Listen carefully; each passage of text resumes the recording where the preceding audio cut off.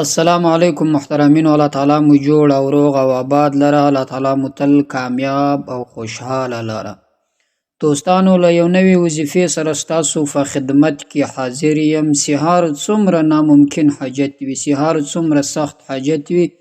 انشاءالله د دې وظیفې په برکت سره به الله تعالی درته آسان کړي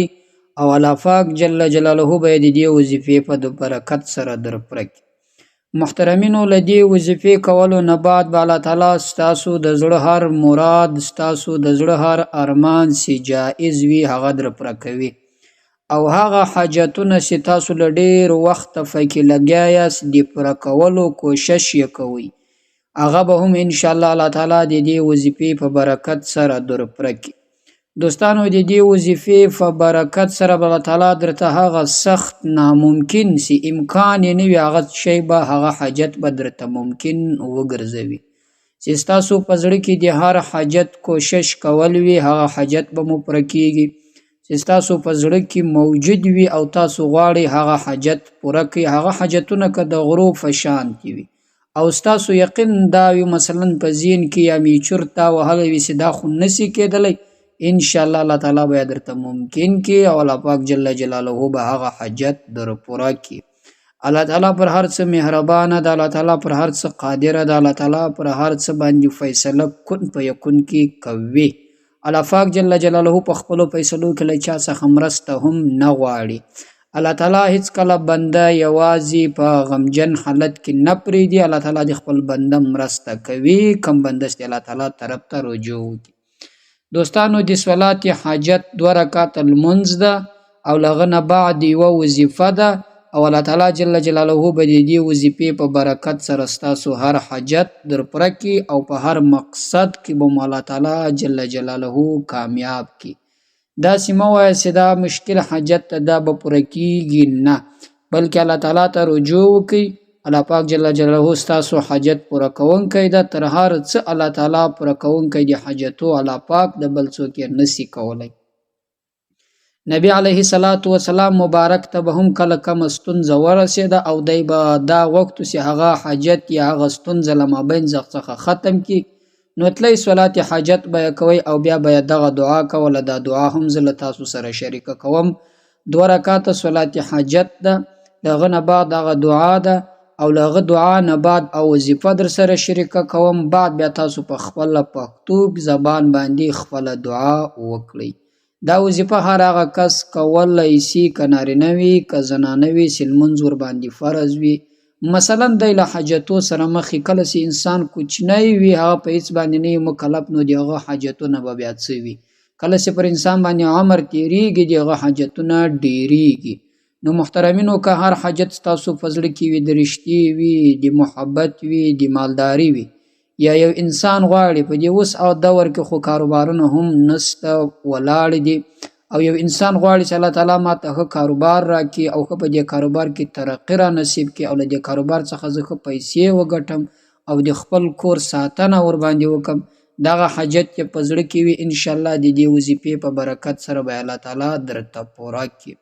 او دغسې د رشتې یا د نکاح حاجت مې په زړه کې وي، تاسو بار بار کوششونه کړي بیا هم پکې ناکامه سوي یاست، نو انشاءالله دا وظیفه به یې در پوره کړي. هېڅ کله نا امیده کېږئ مه. که کله هم په سخت حاجت په سخت مشکل کې راګر سواست او غواړئ چې هغه پوره کړئ، بیا هم کوشش مو کړی ونه پوره کېږي، نو نا امیده کېږئ مه. بس صرف دغه له ځان سره نوټ کړئ او دا له ځان سره یاد ساتئ چې الله تعالی پر هر څه قادره ده.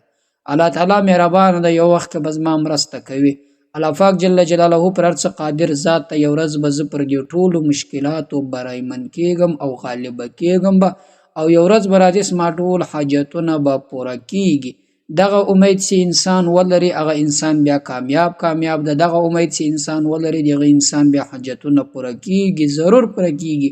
خدا به وخت غواړي یا لږ وخت یا ډېر وخت، خدا سي نشي کېدلی چې انسان د دعاګانې کوي بیا د دعاګانې نه قبلیږي،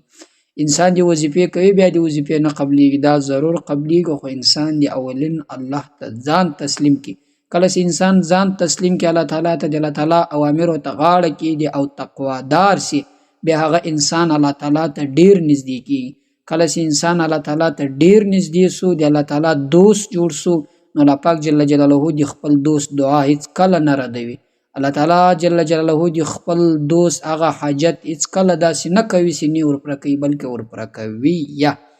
محترمینو دغه وظیفه در سره شریکه کوم 2 رکعات صلات حاجت نارینه یم کولای شي زنانه یم که په مسجد کې نارینه کوي که په کور کې کوي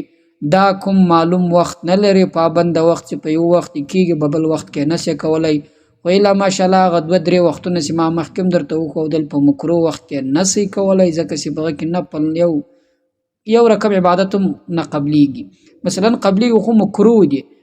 انسان لره پکار دا داسې هغه باید په دې وخت کې د عبادت و نکړي په مکروه وخت کې دغه نفلونه نشي کېدلی نه صلات حاجت کېدلی شي.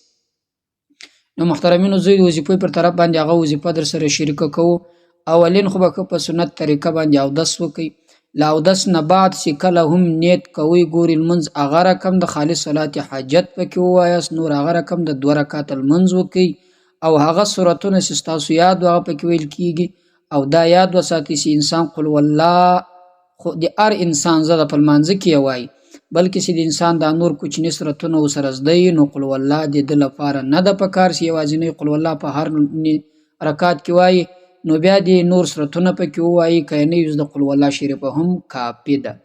نو کله چې 2 رکعات لمونځ کوئ خو اولین به یې په سوچ او په دماغ کې دا وي چې دا زه د پلانکي حاجت لپاره کوم خو کوشش وکړئ هر لمونځ مثلا دا صلات حاجت چې کوئ دغه وظیفه دا زه چې درښیم دغه صلات حاجت چې کوئ هغه یو حاجت په ذهن کې نسی یا مثلا د مالدارۍ لپاره یا کوي یا مثلا د قرضدارۍ لپاره یا کوي یا بل مشکل څخه ځان خلاصون غواړي یا د رښتې اولین هغه په خپل دماغ فکر کې راوګرځوي او نیت په خپل زړه کې دا کوي چې دغه لمونځ چې زه کوم زه د دې لپاره کوم لغه نه بعد خپل نیت وتړئ د صلات حاجت لغه نه بعد د 2 رکعات لمونځ مو وکړئ سلام یې وګرځوئ لغه نه بعد به 3 واره درود شریف ووایئ چې درود ابراهیمي ده کله چې مې درود ابراهیمي ووایه پر هغه ځای باندې ناست دغه دعا به ووایاست که دغه سکرین شاټ ورڅخه واخلئ که تاسو نه یادېږي نو دغه مخته کېدی هم ویلی شئ لا اله الا الله الحلیم الکریم سبحان رب العرش العظیم الحمد لله رب العالمین اسألك موجبات رحمتك وعزائم مغفرتك والغنیمة من كل بر وسلامة من كل إثم لا تدع لي ذنبا إلا غفرته ولا هما إلا فرجته ولا حاجة هي لك رغدا إلا قضيتها يا أرحم الراحمين یو ار بس درته کافي ده له هغه نه بعد ګوري له دغه دعا نه بعد به کوم وظیفه وکړي دا وظیفه به وکړي مثلا الحمدلله الحمدلله الحمدلله دا به تقریبا 600 واره ووایاست خالي الحمدلله خو یاد ساتئ یو ځای د ما هیر سو چې سلام وګرځوئ له سلام نه بعد به اولین حمد الله تعالی ووایئ چې الحمدلله رب العالمین الرحمن الرحیم تو والغدالین امین پوری دوباره به بیا د درود شریف 3 واره ووایئ چې ما درو خوئ بیا 3یم وار به دغه دعا ووایاست له دعا نه بعد به بیا 3 واره درود شریف ووایاست له هغه نه بعد به بیا دغه وظیفه 600 واره ووایاست الحمدلله الحمدلله الحمدلله الحمدلله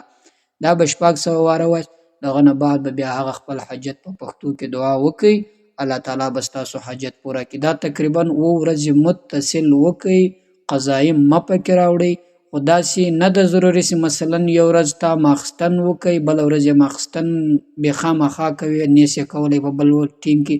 یا خو قضایي مه کې راوړئ هره ورځ یې کوئ داسې یو وخت ورته وټاکئ په هغه وخت کې ستاسو مصروفیات نه لرئ نو دا ورځې متصل وکړئ انشاءالله ستاسو حاجت به پوره شي که مو هغه حاجت پوره شي بیا د بل حاجت لپاره وکړئ بیا د بل حاجت کوشش وکړئ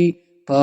یو وار سره په ورځ کې د یوه حاجت لپاره وکړئ دغه یوه حاجت لپاره چې تاسو ډېره دعا کوئ هغه دعا هم الله تعالی قبلوي خدای دې وکړي دوستانو چې دا وظیفه مې خوښه شوې له نورو ملګرو سره هم شریکه کړئ پر الله تعالی مو سپارم السلام علیکم ورحمت